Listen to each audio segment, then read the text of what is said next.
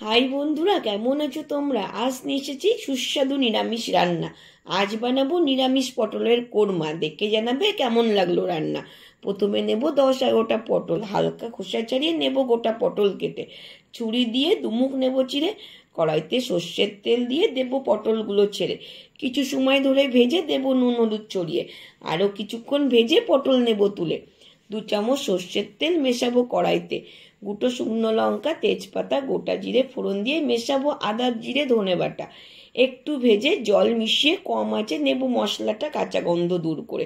সামান্য নুন হলুদ লঙ্কার গুঁড়ো দেব মশলাতে। মনে রেখো পটল ভাজাতে নুন হলুদ ছিল যথেষ্ট পর্যাপ্ত পরিমাণে।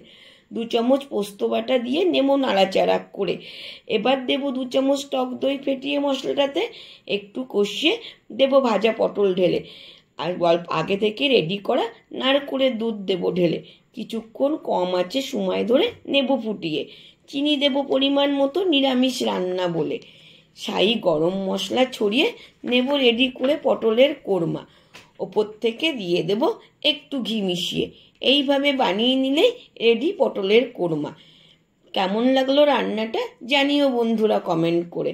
Thank you, tata, bye by.